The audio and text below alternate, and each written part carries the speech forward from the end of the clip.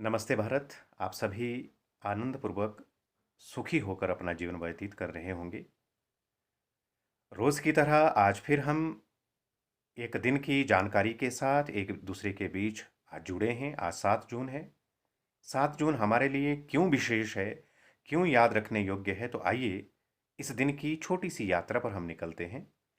7 जून इसलिए हम और आप लोगों के लिए याद रखने योग्य है क्योंकि आज ही के दिन दक्षिण अफ्रीका में महात्मा गांधी ने एक शब्द प्रयोग किया था। एक आंदोलन की शुरुआत की थी और उस आंदोलन का नाम था सविनय अवज्ञा आंदोलन। इसी आंदोलन के माध्यम से महात्मा गांधी एक क्रांतिकारी के रूप में जाने गए पूरे विश्व के इतिहास में। और भारतवर्ष में यह दिन आगे के लिए किस प्रकार से एक इबारत लिख गया, इसके बारे में आगे चर्चा करते हैं। आज ही के दिन 1939 ईस्वी में बक्सर के पास चौसा की लड़ाई में शेर शाह सूरी ने बादशाह हुमायूं को हराया था। आज ही के दिन सन 1557 ईस्वी में इंग्लैंड ने फ्रांस के खिलाफ युद्ध की घोषणा की थी। सन 1864 ईस्वी में आज ही के दिन अब्राहम लिंकन राष्ट्रपति के लिए दूसरी बार रिपब्लिकन पार्टी की ओर से उम्मीदवार बनाए गए थे। आज ही के दिन विश्व कप का पहला मैच भारत इंग्लैंड के बीच लंदन में लॉर्ड्स स्टेडियम में खेला गया था, जिसमें भारत की हार हुई थी। और आज ही के दिन सन 1989 ईस्वी को दूसरे उपग्रह भास्कर प्रथम का, अर्थात भास्कर फर्स्ट का सोवियत रॉकेट से सफल प्रक्षेपण हुआ था। इसलिए 7 जून भारत के इतिहास में और विश्व के इतिहास में बड़ा याद रखने योग्य है। तो आइए एक उसी विषय की ओर, एक नए विषय की ओर हम आज नमस्ते भारत की इस कड़ी की में आगे निकलते हैं। हमने चर्चा की शुरू की थी कि 7 जून भारतवर्ष के लिए इसलिए प्रसिद्ध है क्योंकि आज ही के दिन महात्मा गांधी ने एक शब्द प्रयोग किया था, एक आंदोलन की शुरुआत की थी और वो आंदोलन था सविनय अवज्ञा आंदोलन। प्रिय मित्रों, हमारे यहाँ कहा भी है कि अखिल विश्व को जीत चुका जो उसे हराती शंका मन की, बन सकते हो राम स्वयं तुम जीत सको यदि लंका मन की। ये जो हमारा मन है, ये सबसे बड़ी लंका है, ये सबसे बड़ा दुश्मन हमारे जीवन का है। और कहा भी है कि मन के हारे हार है, मन के जीते जीत। यदि मन पर हमने विजय प्राप्त कर ली तो हम जीवन के किसी भी युद्ध को जीत सकते हैं।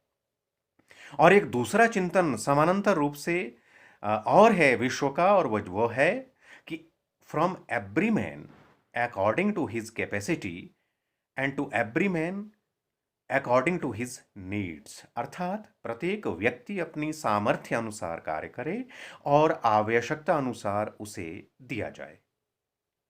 इस सिद्धांत का परिणाम अंततः तानाशाही होता है। यह चिंतन हमारे भारतवर्ष के चिंतन के साथ मेल नहीं खाता।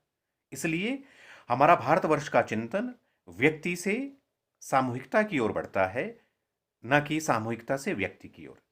हमारे भारतवर्ष का चिंतन मैं से प्रारंभ नहीं होता, हमारे देश का चिंतन हम से प्रारंभ होता है। यहाँ राष्ट्र प्रथम है, व्यक्ति बाद में आता है, क्योंकि राष्ट्र नहीं तो हम नहीं। तो इसलिए यहाँ राष्ट्र सर्वोपरि रहा है, विश्व सर्वोपरि रहा है, तभी यहाँ वसुधा की उपासना हुई है इस चिंतन में। तो आइए, ये जो सविनय अवज्ञा आंदोलन है, आज हम इसी की चर्चा करते कि सविनय अवज्ञा आंदोलन क्या है और इसके पीछे गांधी जी की जो चिंतन पद्धति वो क्या रही है। गांधी जी द्वारा, जिसको हम कह सकते हैं कि डिसओबीडियंस मूवमेंट यानी सविनय अवज्ञा आंदोलन, ये 1893 में दक्षिण अफ्रीका में शुरू हुआ था।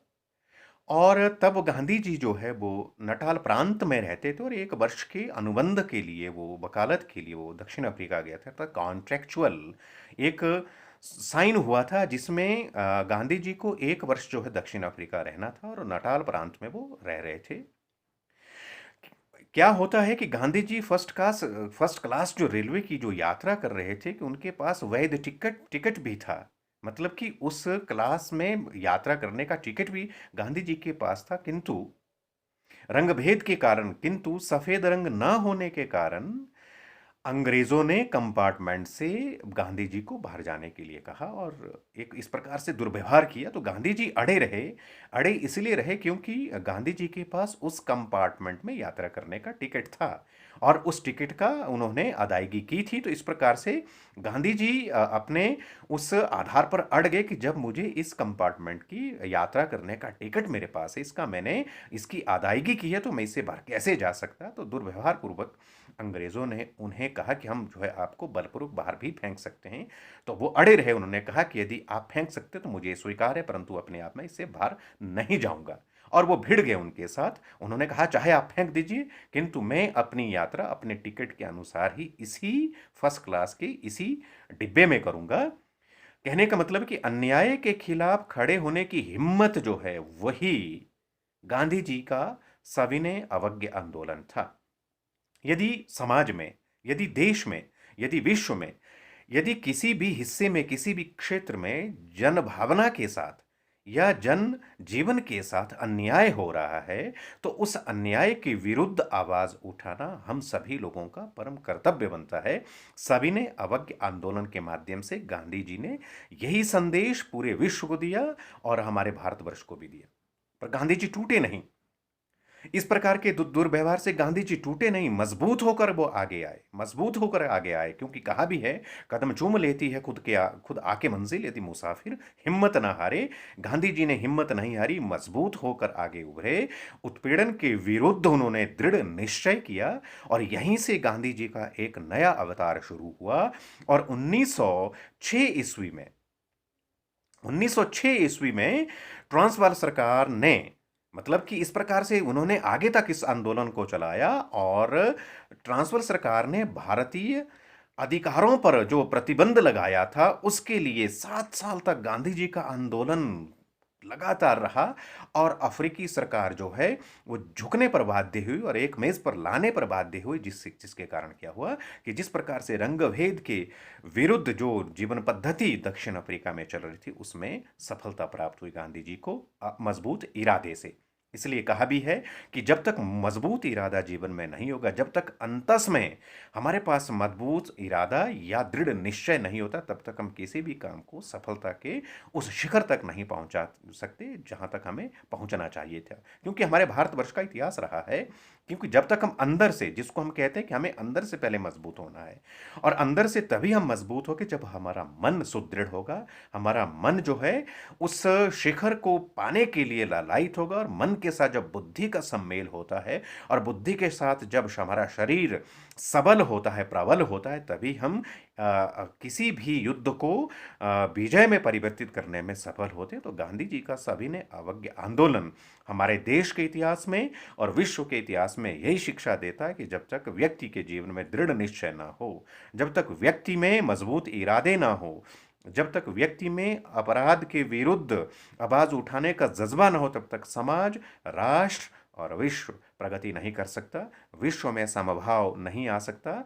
समभाव और समष्टि भाव और परमेष्टि भाव और विश्वात्म भाव, यही सविनय अवज्ञ आंदोलन का जो है एक मूल मंत्र रहा है। आज के लिए नमस्ते भारत में इतना ही। आप सभी सुखी रहें, स्वस्थ रहें और कटिबद्ध होकर अपने राष्ट्र की सेवा में तत्पर रहें। अगले कल एक नए विषय के साथ, एक नई जानकारी के साथ हम फिर मिलेंगे। नमस्ते भारत।